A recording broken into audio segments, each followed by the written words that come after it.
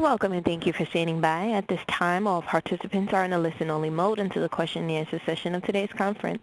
At that time, you may press star 1 on your phone to ask a question. I'd like to inform all parties that today's conference is being recorded. If you have any objections, you may disconnect at this time.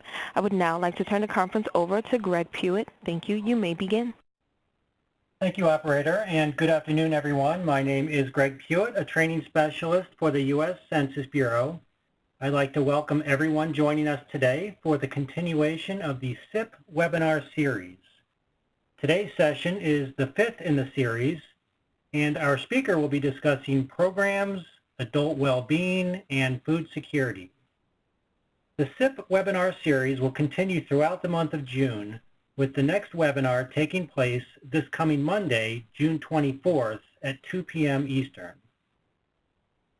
The title of that webinar is Health Insurance, Healthcare, and Disability. Before we begin today, let's go over a couple of administrative items. We are recording this webinar and will post the recording to our Census Academy site within a few days.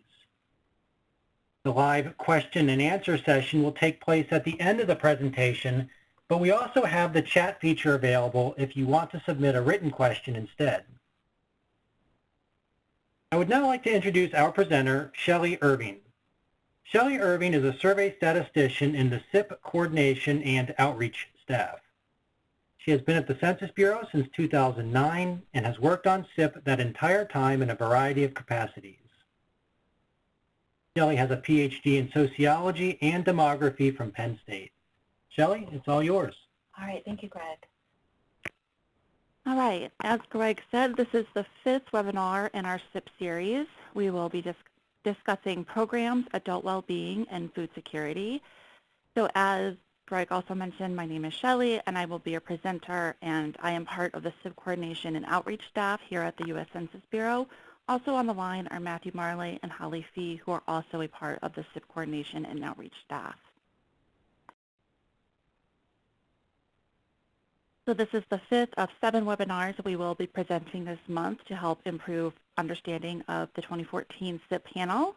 We will mostly focus on waves 1 and 2, but I do want to mention that we recently released wave 3. Supplemental materials such as exercises and handouts are available for most topics. And as Greg mentioned, these webinars will be recorded and posted at both the Census Academy site and the SIPP website for later reference. If you want to learn more about this webinar or other webinars, please feel free to click on that link below. On the right-hand side of your screen, you'll see the list of topics that we have or will cover in our series and the session dates. If you haven't already done so, I highly advise that you listen to the first webinar in our series, the overview, and this will give you some important key concepts and terms related to the redesigned 2014 SIPP panel. So today's webinar, we will begin with a discussion of our program section. So the programs are differentiated into 3 groups. First, we have those that are collected in our event history calendar, or EHC. We call these the EHC programs. Second, we have those that are collected at the monthly level but not within the EHC. We call these our monthly non-EHC programs. And then we have some programs that are collected at the annual level, and we've termed these the annual transfer income and payments section. And then we will move on to our adult well-being section. This is also referred to as the extended measures of well-being or household well-being. And then we'll wrap up with our food security topic. And then at the very end, I will provide some resources for data users. So let's go ahead and begin with our EHC programs.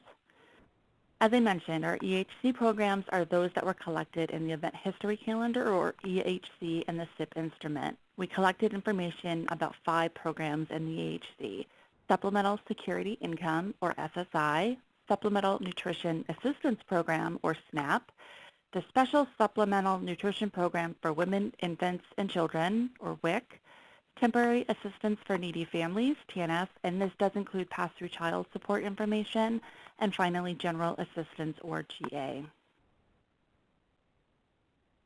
So these next couple of slides just kind of provide a high-level overview of the content. First, we have the coverage and ownership variables. We have a reference period indicator, which is a recode indicating coverage in at least 1 month of the reference period. And keeping in mind that the reference period is the previous calendar year. So in Wave 1, respondents were interviewed in 2014, but the reference period is calendar year 2013. For Wave 2, the reference period is 2014, and so on.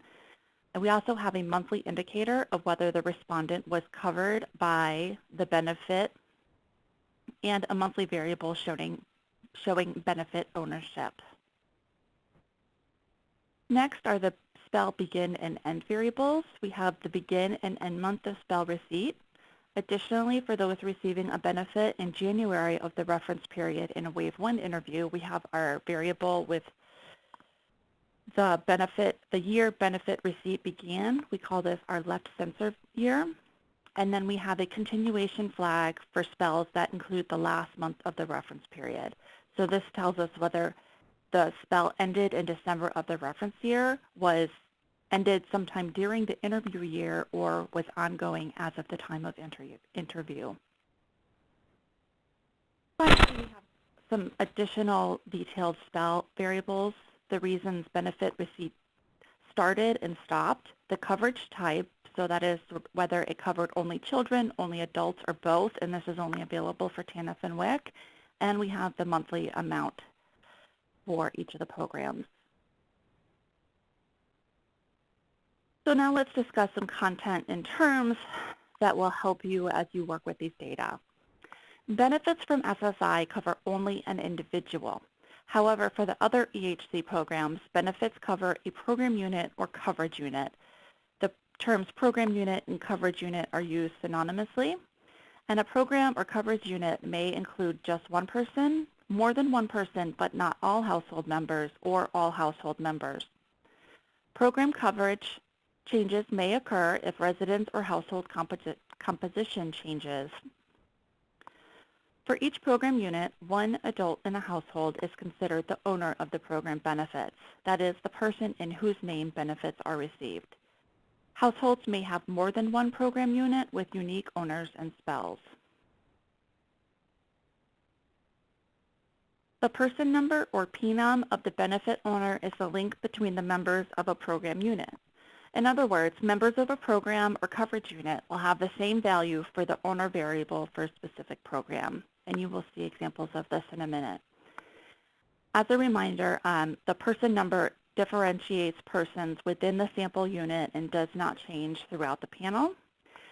And there is detailed information about the spell located on the record of the benefit owner in the months covered by a spell, regardless of whether this person was specifically covered by the benefit, and you will see examples of this in a minute.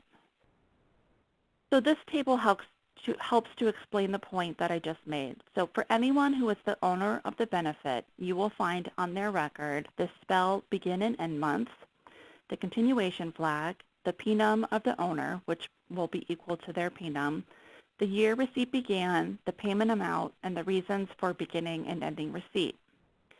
For anyone covered by the benefit who is not the owner, you will only find the PNUM of the owner on their record. All people, regardless of coverage status, have a reference year and monthly coverage indicator. As you can see, the monthly coverage indicator and the amount variable are monthly, meaning they may change month to month. Variables such as the begin and end months and the reasons for beginning or ending receipt are spell level variables, meaning they have the same value within a spell but may change across spells. The reference period indicator is a person level variable, meaning there is no variation across the year. Finally, the continuation flag and the year receipt began variables are only present for certain spells, and there is no variation within spells. For the year receipt began variable is only going to be present in a Wave 1 interview where B month equals 1, and the continuation flag is only present for spells where E month equals 12. SSI is the only program for which amounts can be on the record of a child. If an SSI recipient is 18 or older, there is no benefit owner. All WIC amounts and benefit owners are imputed. and respondents must be receiving TANF to be in universe for the pass-through child support questions. The content in this next couple of slides is also available as a handout on the Census Academy website and will be available on the SIPP website if it already is not. This handout shows you these variables as well as the values you would expect to see depending on a person's owner and coverage statuses. First, we have the names of the reference period coverage indicators, which are available for all sample respondents. Next, you'll see the names of the monthly coverage indicators for each of the programs. You will notice that the SSI variable differs from the others. ESSI_B month refers to the month during the reference year that an SSI spell began. For SSI, it is also the indicator that the respondent was covered by SSI benefits in a given month. So if someone has a value of 1 through 12 for ESSI_B month, you know that they were covered by SSI in that month. On the right-hand column are the monthly ownership variables for each of the programs. ESSI_owner was collected for SSI recipients under age 18. Once an SSI recipient turns age 18, they may receive benefits in their own name. For people covered by the benefits, the ownership variable, for example, EFS_own, holds the PNUM value of the benefit owner. Here we have the variable names for the spell begin and end months, the continuation flag, and the left censored year, which is also the year receipt began, and that is available for each of the 5 programs. Finally, here are the variable names by program for reasons why receipt began and ended, coverage type for TANF and WIC, and the monthly amount variables. As I mentioned, these are also available in the handout if you want to reference them at a later point in time. Now let's take a look at some example data to understand this content better. This example shows data for SNAP. We see the begin and end months, monthly coverage indicator, owner, amount, and reference year indicator. This is data for 2 households, one with 4 household members, the other with 5. And here we are only looking at month code equals 1, which refers to January of the reference year. Keep in mind that many of these variables can and do change month to month. In the first household, there is 1 SNAP program unit, as identified by the same value on the ownership variable. In this case, person 101 is the benefit owner. RFSYN is the monthly indicator of SNAP receipt. Everyone in household 1 is covered by SNAP benefits in month code 1, which is January of the reference year. Looking at the owner's record, which is person 101, we see that B month equals 1 and E month equals 12, showing us that the spell began in January and ended in December of the reference year. We also see that the benefit amount is on the owner's record, not on the records of the other people in the program unit.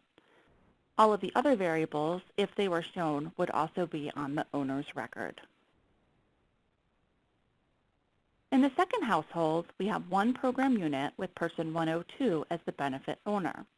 Person 101 is not included in the program or coverage unit.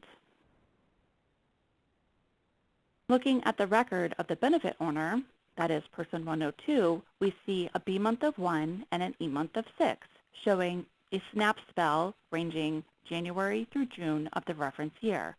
This program unit received $222 in SNAP benefits in January of the reference year. Person 102 was not covered by the benefit, but the reference year indicator, RFSCOV, is equal to 1. So what's happening here? In this case, it would be important to look at all 12 months of the reference year to really understand what's going on with person 102. Here, we see the 12 monthly records for person 102. It's that same person from the previous slide, but we're just looking at their 12 monthly records. Person 102 was not covered by SNAP in the January through June spell, but was covered by SNAP in a second reported spell. With a B month of 10 and an E month of 12, we know the spell lasted October through December of the reference year, and person 102 was covered as indicated by RFSYN equals 1. And then remember the RFSCOV variable does not vary. So if they are ever covered by the program, they get a value of 1 for all 12 months. If they're never covered, they would have a value of 2. Now let's look at an SSI example, since it is a little different from the other programs. Here, we're looking at 12 monthly records for a single respondent. B month equals 1, and E month equals 12, showing a spell lasting January through December of the reference year. Our SSI underscore CONT FLG equals 3. This continuation flag tells us that the spell is ongoing as of the interview month. Because the respondent is less than 18, by looking at TAge underscore EHC, there is a benefit owner listed. In this case, the respondent is person 104, but the benefit owner is person 102. And even though the respondent is less than 15, the SSI amount is located on his record. He received $456 each month of the reference year. SSI is the only place where you will find a non-missing amount on the record of someone less than 15.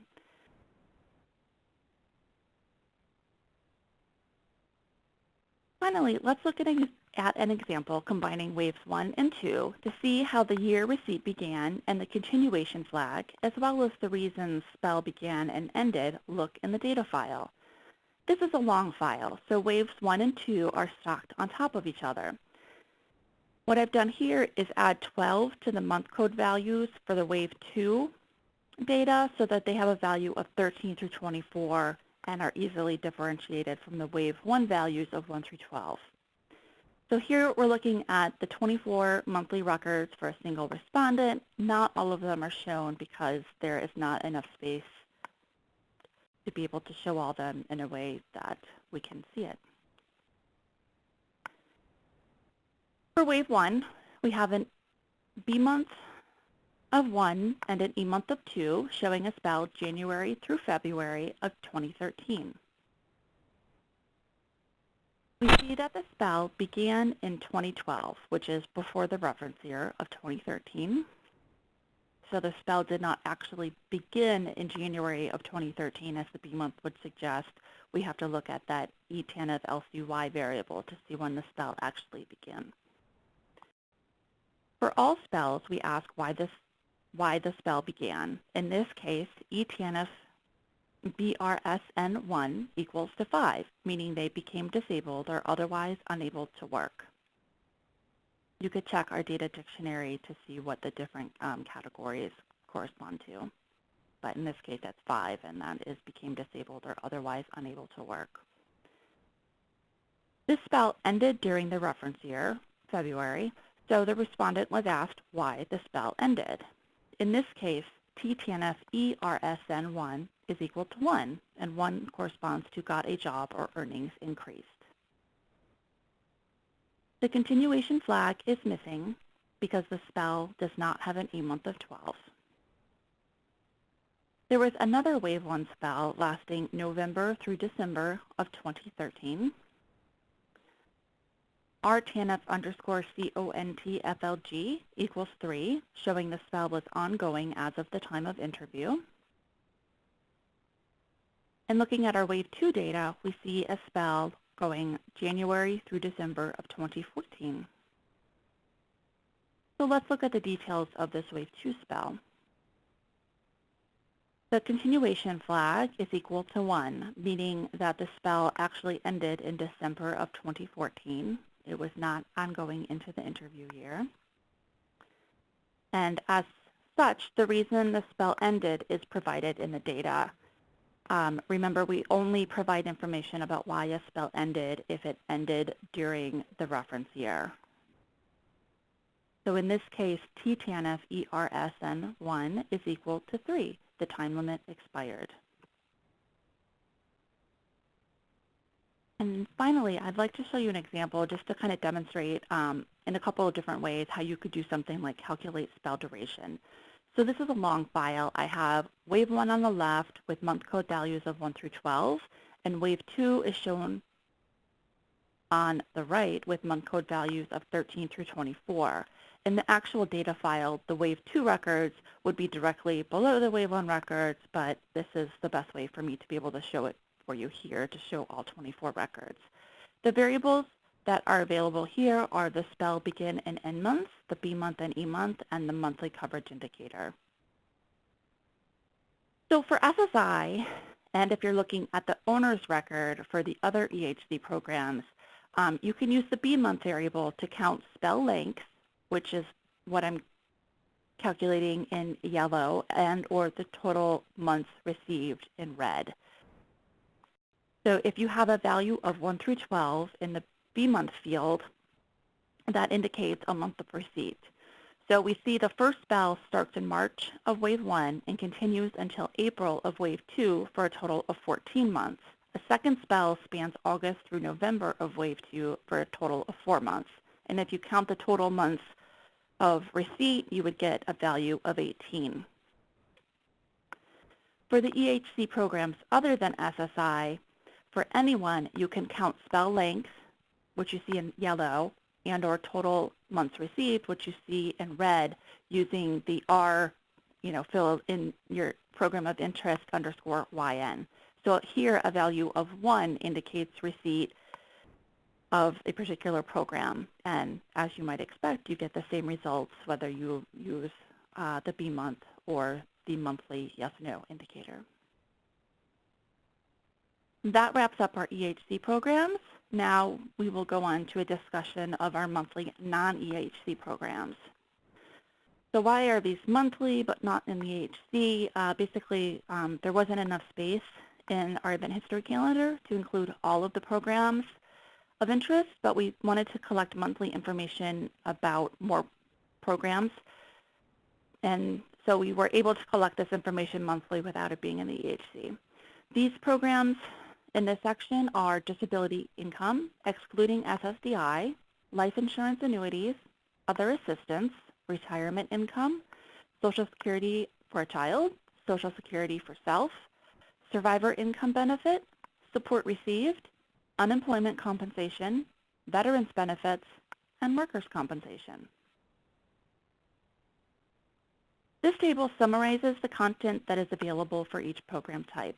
Many of the programs have subtypes, and where applicable, I will show those to you in a minute. For each of the programs, we provide a reference year and a monthly indicator of receipt. Many of the receipt indicators are available by subtype, as indicated by the asterisk.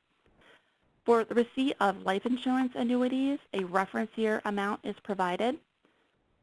For the other programs, with the exception of other assistance, a monthly amount is provided, many by program subtype. Other assistance is the only category that does not collect any amount information. So now I will go over the content of each of the programs. So where you see those letters in parentheses for each of the programs, that is the letter sequence that you will see in the variable names. So all of the disability income variables will have DIS in it, for example. Disability income has 10 subtypes, which are listed here. It includes such things as payment for a sickness, accident, or disability insurance policy, employer disability payments, and others which are listed here for your reference. Other assistance are less formal types of assistance programs that are available to low-income individuals and families. No amounts are collected for these programs. So there are several types of food assistance, clothing and housing assistance, transportation assistance, and training assistance, which are listed here for your reference. And I do want to briefly point out that transportation assistance is different from a transit subsidy program that are available from some employers. There are 8 different types of retirement income. It includes such things as federal civil service pension, military retirement pay, and pension from a company or union, and income from profit sharing plan. Social Security receipt can be on behalf of a child for surviving children or a dependent child, or an individual may receive Social Security for him or herself through retirement, disability, becoming widowed, from a spouse, or for some other reason. There are 11 subtypes for survivor income. These include, for example, black lung benefits, income from a paid-up life insurance policy, or payments from an estate or trust. And the entire list is here for your reference. Support received includes foster child care, child support, and alimony payments. Unemployment compensation can be regular government provided, supplemental employer provided, or some other type. And VA benefits include service-connected disability compensation plans, veteran pensions, other VA payments, a GI Bill benefits, or social or insurance proceeds. So rather than showing a list of all of the variables in this section, what I'm going to show you is the naming convention that is used for this content.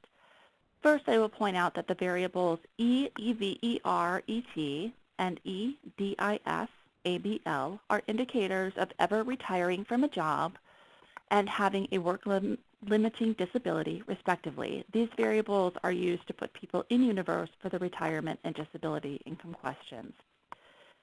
For the remaining variables, where you see an X, this refers to the program name, which were the letter sequences in parentheses that were shown in the previous slides. Z refers to the subtype number. So, for example, disability had 10 subtypes, so you will see the values of 1 through 10 to refer to each of these subtypes. First, we have our annual yes-no indicator of receipt. And then second, there is the source of the income, which refers to the subtypes. Third, we have a monthly indicator of receipt. And finally, there is the monthly income amount. I will caution you to know your universes for the variables you are using. I will demonstrate this when we look at some example data on the next set of slides. So know, for example, that respondents must have values of EVERET equals 1 or EDIS-ABL equals 1 to be in universe for the retirement and disability income questions, respectively. Also, for the monthly non-EHC programs, respondents must have values of 1 or yes on the annual measure to be in universe for the monthly variables, which I will show in a minute. So let's look at some example disability income. Here we are looking at 12 monthly records for one respondent. EDIS-ANY equals 1, indicating receipt ever during the reference year.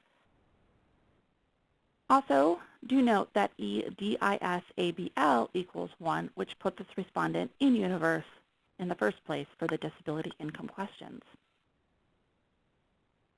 Here we are looking at 2 of the 10 disability income subtypes. We see that the respondent ever received from source 1, which is a sickness, accident, or disability insurance policy, and did not receive from source 2, which is employer disability payments. These are annual measures. They don't tell us the months of receipt.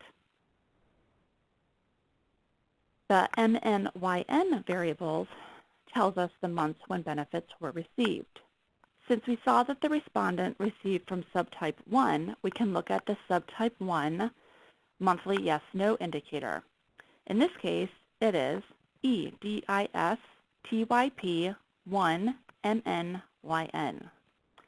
For the months of January through May, which is month codes 1 through 5, there are values of 1, indicating receipt in these months of disability subtype 1. For months codes 6 through 12, which is December through June, they have values of 2, so there was no receipt in these months. And again, I want to point out that we are looking at type 1, which refers to subtype 1. So we know in this case it was benefits from a sickness, accident, or disability insurance policy. EDIS 1 AMT is the monthly income amount. So the amounts will only be on the months when they received the benefit. In this case, it was January through May. Notice that the source type 2 monthly variables are not in universe since the annual indicator for subtype 2 was 2 or no.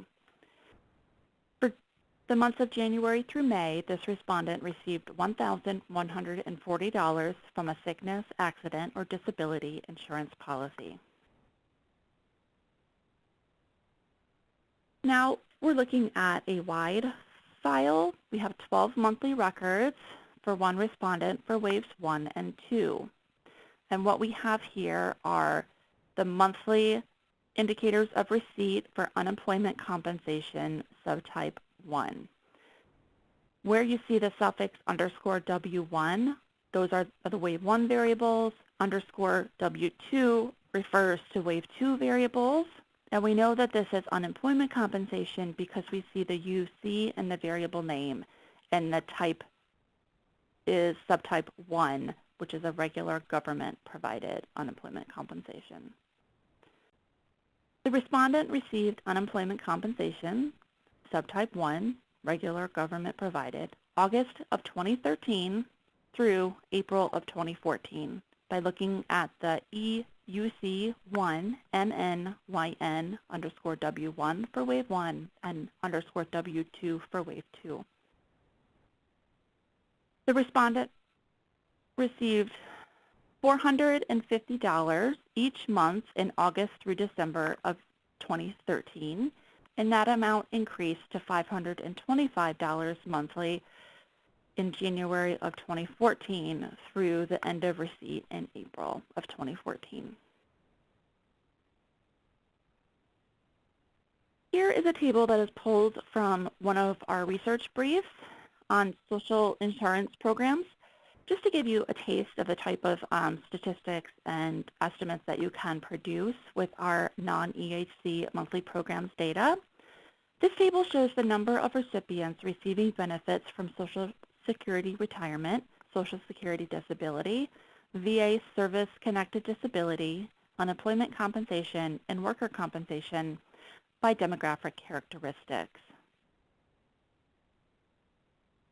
And this is another table from that same report. It shows the average monthly amount received from the different program types and by demographic characteristics. I do want to mention that this report used non-top-coded values. Our public use file has top-coded amounts. Nonetheless, you would get estimates very similar to this using the public use data. Now we'll move on to our annual transfer income and payment section. This includes other forms of transfer income in and out of the household. The 2014 SIPP provides information about energy assistance, lump sum severance pay or retirement pay income, miscellaneous income, school meals, support paid, and EITC and tax filing status. So we're going to go over the content, but what I also include here are the variable names. The programs and the variable names are quite varied. There isn't a real set standard that was used. So we'll begin with energy assistance. The content includes an indicator of receipt during the reference year and information about the form of the payment. There are 3 different types.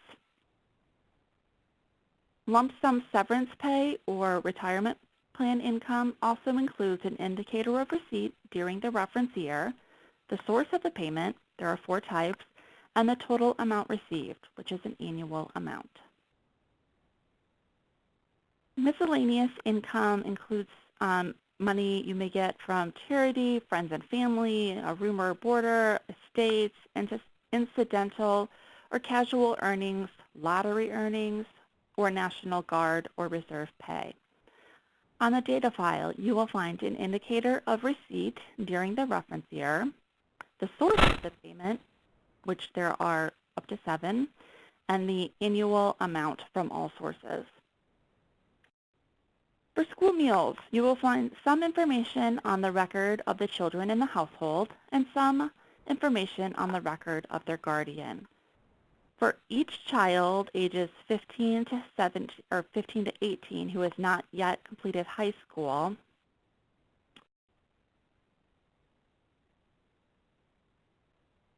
one parent or guardian was asked about the receipt of school meals, and this adult is deemed the guardian for school meals purposes.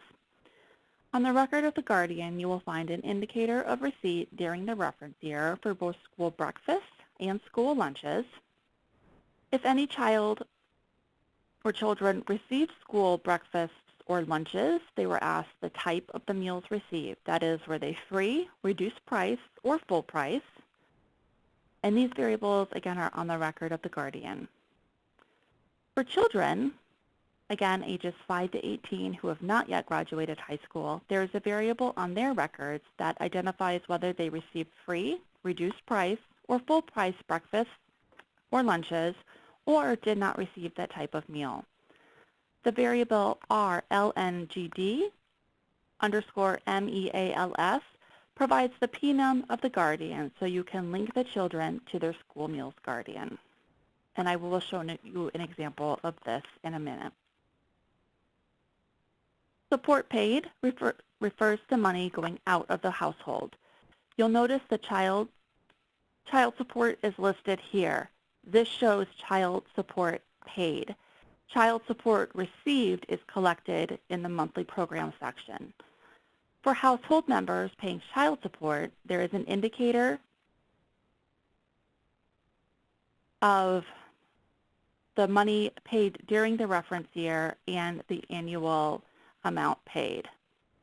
Household members may also be making payments to support a parent, a child, 21 or older who lives elsewhere, some other relative, an ex-spouse or ex-partner, or someone else not in the household. In this section, there are indicators of who the respondent paid for, the number of people that were supported in each category, and the amount paid in each category. Finally, we have our tax return section. We have variables indicating whether the respondent filed a tax return or expects to file one. We also have their filing status, whether the respondent was claimed as a dependent on someone else's tax return, and whether they received the Earned Income Tax Credit, or EITC. Keep in mind when you are using these variables that these are annual measures. There is no monthly data available, so everybody will have the same value for all 12 months of the reference year. And household programs such as energy assistance will have the same value for each person in the household for each month of the reference year. So let's look at some examples in the data. First, let's look at the school lunches, since that is a little more complicated than the others. What I'm showing here is month code equals 12 because, as I mentioned, there is no variation across the reference year.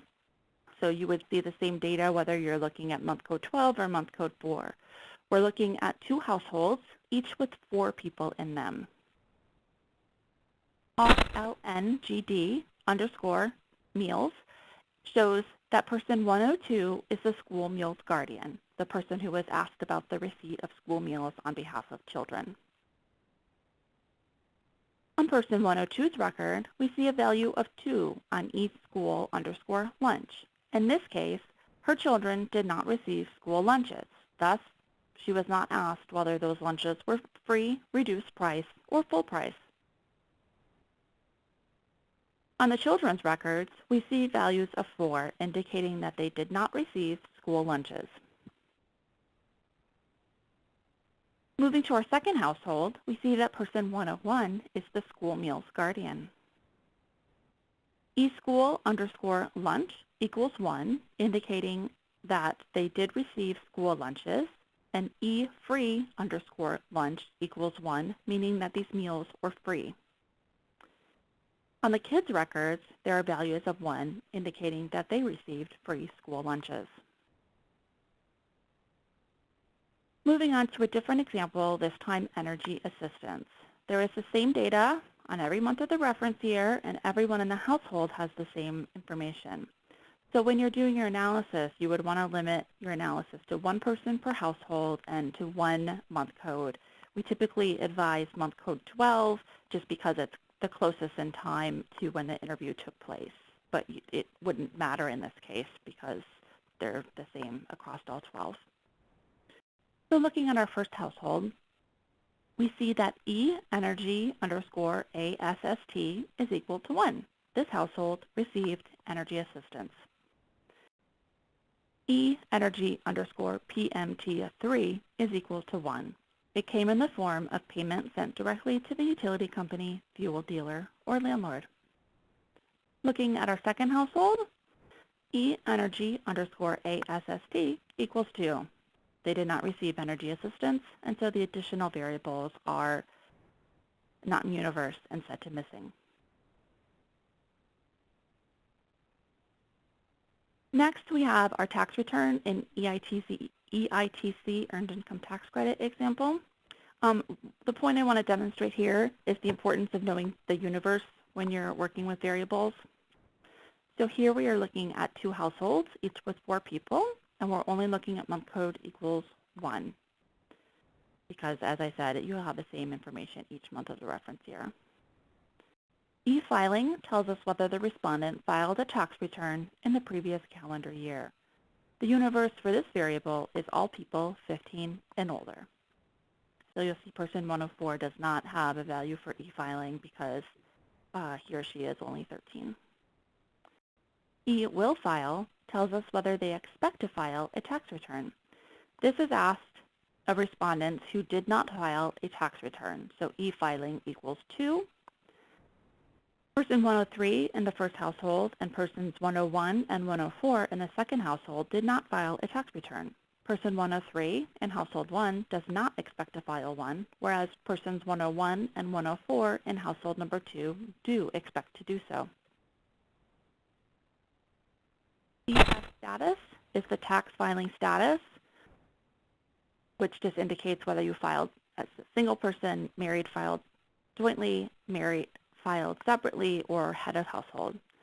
Respondents are in universe for this variable if they either filed a tax return, e-filing equals 1, as in the case of persons 101 and 102 in the first household and 102 and 103 in the second household, or for those who expect to file. So E-will file equals 1, as in the case of persons 101 and 104 in the second household. E-DEP-CLN indicates whether the respondent was claimed as a dependent on someone else's tax return. The universe for this is restricted to respondents aged 15 to 24, as you see with the variable TH, with the tax filing status of single, so EF status equals 1. There was one respondent in our example that meets those requirements, person 101 in household 2.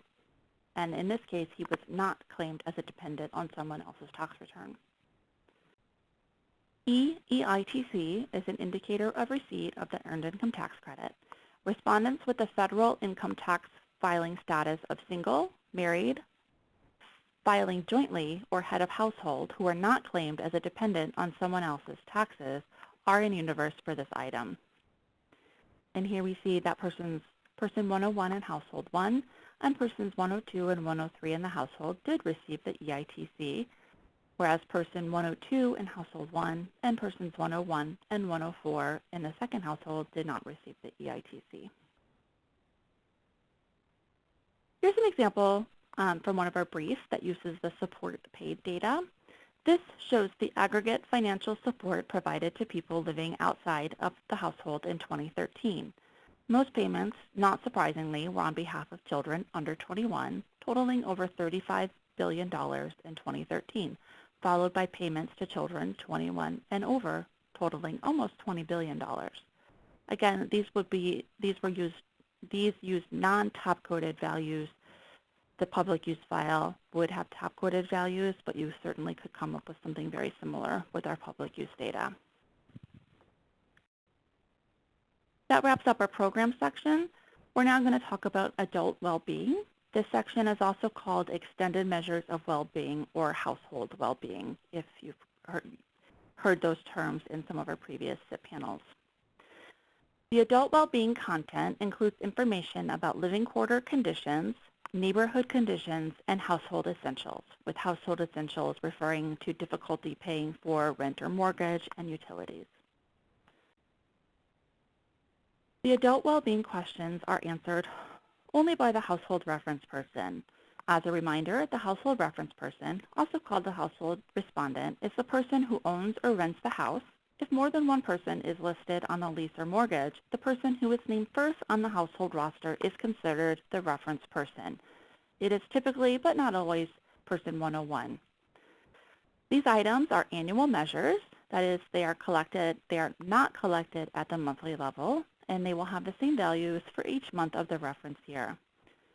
Questions about living quarters and neighborhood conditions are asked about the housing unit where the respondent lived the longest, if the respondent lived in more than one place.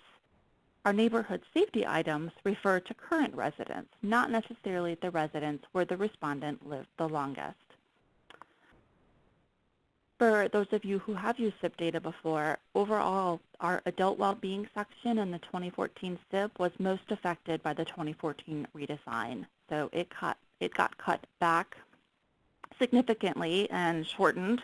However, our analysis did examine the items in detail and really tried to keep those that best represent the same underlying concepts from those that we had in the 2008 and previous SIPP panels.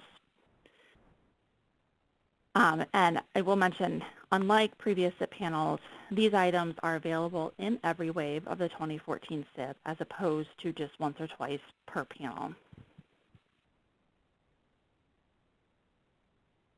The living quarters conditions included questions about having a crack in the ceiling or walls, holes in the floor, pest problems, or plumbing issues. The neighborhood conditions sections included questions about having traffic problems or trash or litter issues. Additional questions asked whether they stayed home during certain times because they thought that it might be unsafe, and whether they felt their neighborhood is safe from crime. The housing essential items indicate difficulty paying for rent or mortgage and difficulty paying for utilities. So here's some example data for 3 households. As I mentioned, these items were asked of the household respondent, and they were copied to every person in the household. And they were just asked this question once, and then that value was copied to each of the 12 months in the reference year. In this case, we're only looking at month code equals 12 because there's no monthly variation. Looking at EAWB, RACK, whether there were cracks in the walls or ceiling. In household number 1, there was no cracks or ceilings in the walls or ceilings, and the same for household number 3. Household number 1 did report cracks in the ceilings or walls. EAWB, safe, whether the neighborhood is safe from crime. Values range from 1, very safe, 2, somewhat safe, 3, somewhat unsafe, or 4, very unsafe. So household number 1 reported 2, which corresponds to somewhat safe. Household number 2 responded 4, very unsafe, and household number 3 responded 1, very safe. EAWB MORT refers to the being unable to pay for the rent or mortgage. In each of our 3 households, the response was 2 or no. They were able to pay their rent or mortgage. And EAWB-GAS is whether they were unable to pay the utilities. In households number 1 and 2, they reported no. In household number 2, they reported 1 or yes. They were unable to pay their utilities. Here we are looking at the same households and the same variables, but we are adding the wave 2 data. So as you've seen before, the underscore W1 suffix refers to our wave 1 variables, and the underscore W2 suffix refers to our wave 2 variables. Looking at EAWB CRACK, whether there are cracks in the walls or ceiling, there was no change in status for any of our 3 households. So households 1 and 3 remained 2 or no, and household number 2 remained 1 or yes. EAWBSAFE is the neighborhood safe from crime. There was no change for households 1 and 3. Household 1 remained at 2 somewhat safe,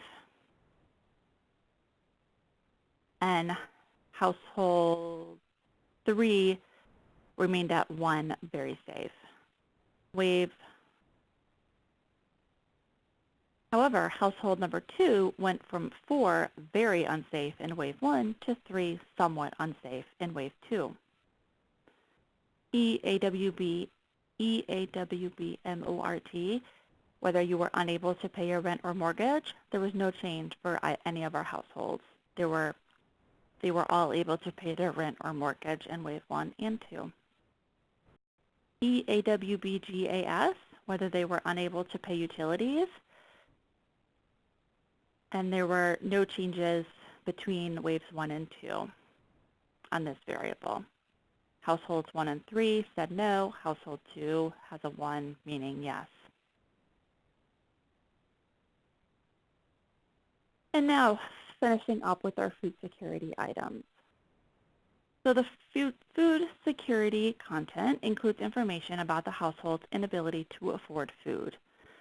Households were asked whether the food they bought did not last, whether they could not afford balanced meals, and whether the size of meals were cut. And these 3 questions were sort of asked generally for the household. Additionally, household respondents were asked whether they personally ever ate less or went hungry because there wasn't enough money to buy food. The food security questions, as I alluded to, were only answered by the household reference person. These items are annual measures. There was no monthly variation. And these food security items do match those from the USDA SNAP or food stamp program. eFood 1 indicates whether the food bought for the household did not last. eFood 2 indicates whether the household could not afford to buy balanced meals. eFood 3 asks whether they ever cut the size of their meals, and if so, they were asked the frequency of cutting the size of their meals, which is eFood 4. eFood 5 is asked whether the household respondent ever ate less because he or she felt that there wasn't enough money for food. And eFood 6 asked the household respondent was also asked if he or she ever went hungry because there wasn't enough money for food.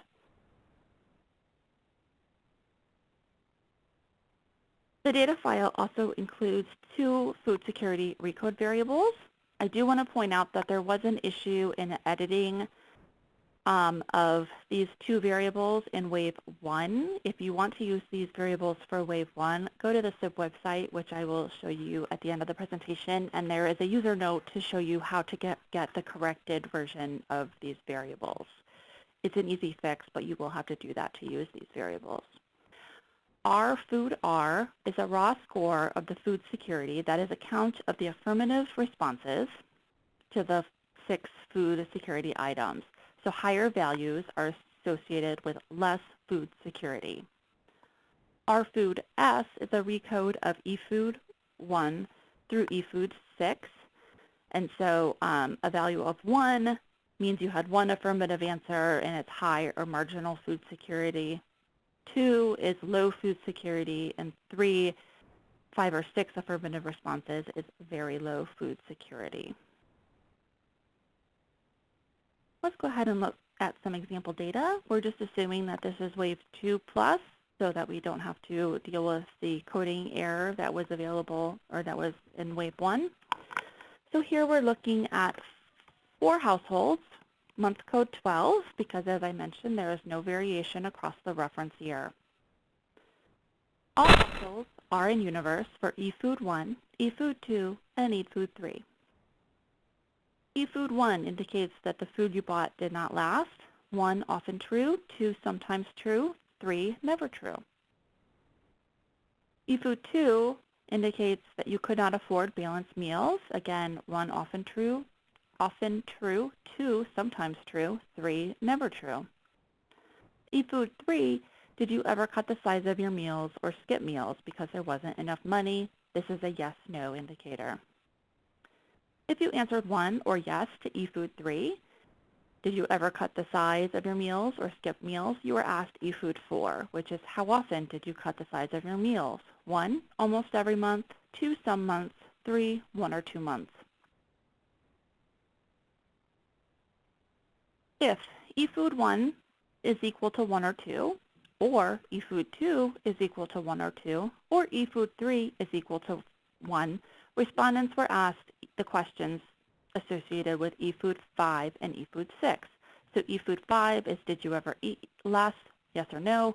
eFood 6, were you ever hungry but did not eat? Yes or no. R is the number of affirmative responses across eFood 1 through eFood 6. So if eFood 1, 2, or 4 had values of 1 or 2, that is considered an affirmative response. For eFood 3, 5, and 6, a value of 1 is considered an affirmative response. And so you see here that our values range from 0 to 6 across our 4 households. RFood S is a recode of RFood R. And so if RFood R is in 0 or 1, then RFood S equals 1. If RFood R is 2, 3, or 4, then RFood S is 2.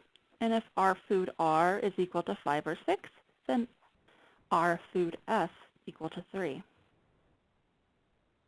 And here I'm just combining waves 1 and 2. This is a long file. I'm showing months 12 and 24 for our 4 households. And I'm shaking things up a little bit in that I sorted by SSUID and then month code. So here we see our first household in the first 2 lines rather than having them stacked by wave. So in our first household, there was no change between waves. In our second household, there was a change in eFood 6 from a yes to a no, and so the RFood R was reduced from 6 to 5. In household 3, eFood 1 changed from never true to sometimes true, becoming an affirmative response, and eFood 2 changed from often true to sometimes true, remaining an affirmative response. So we just saw that change in RFood R increasing from 2 to 3. And in our fourth household, eFood 4 changed from 1 or 2 months to some months, becoming an affirmative response, creating a change in RFood R, so that increased from 4 to 5, meaning there was a subsequent change in RFood S, increasing from 2 to 3 across waves. And that wraps up our substantive content for today. Now I will just quickly point you to some handy-dandy resources for those of you going on to use our data or continuing to use our data. So we do currently have available some exercises. We have several from the EHC programs, the monthly EHC programs, and the annual transfer and income payments. Those are available on the Census Academy website. And they should be or will be available on the SIPP website. We also have the EHC Programs handout, which I highly recommend if you're using that content. And then all of the materials can be accessed at this website, the Census Academy website.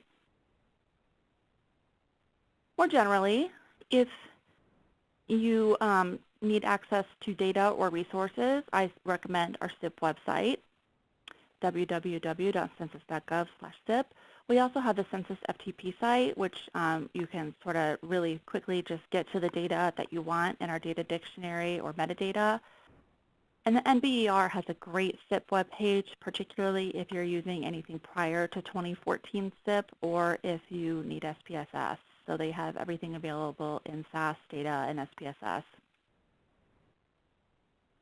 But in a general, guidance, the SIPP website is going to be your best resource. We have our user's guide, our metadata or data dictionary, release notes, user notes, codebook, and crosswalks there. Here are links to a couple of the briefs. I think I highlighted some of these in the presentation. If you're interested in these topics, please check them out. And on our SIPP website, there are a bunch of other publications using the 2014 SIPP as well as other publications using previous ways or previous SIPP panels. So our next webinar is scheduled for Monday the 24th. We will cover health insurance, healthcare utilization, and medical expenses, and the disability data in the SIPP. Again, here's the Census Academy website for information about the webinars. Here's our schedule of all the topics. If you've missed any and want to listen to them, they are available or will become available very shortly.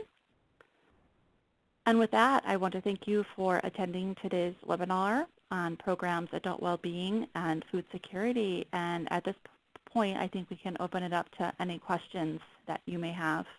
Thank you. We will now begin the question and answer session. If you'd like to ask a question, please press star 1, unmute your phone, and record your name clearly. If you need to withdraw your question, press star 2. Again, to ask a question, please press star 1. It'll take a few moments for the questions to come through. Please stand by.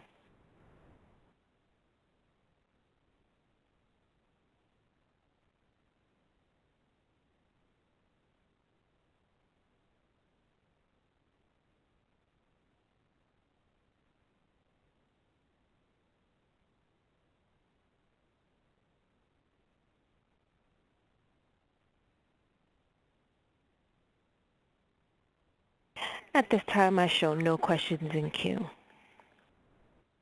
Okay, thank you, operator. And thank you, Shelley, for this outstanding presentation today on SIPP programs, adult well-being, and food security. This will be a great recorded resource which you can find on census.gov/academy. And before we conclude today's session, I just want to let everybody know that once you log off from the WebEx, you'll have a pop-up link that'll be an evaluation survey. And we'd really appreciate it if you just take a few minutes of your time and give us your feedback. Those comments and additional suggestions of things that you would like to see us cover in the future really help us in future planning. As Shelley mentioned, don't forget to join us for the next webinar in the SIPP webinar series, which takes place this coming Monday, June 24th at 2 p.m. Eastern Time on health insurance, health care, and disability. So let's go ahead and say goodbye, and we'll see you at the next webinar. Thank you very much. That concludes today's conference. Thank you for participating. You may disconnect at this time.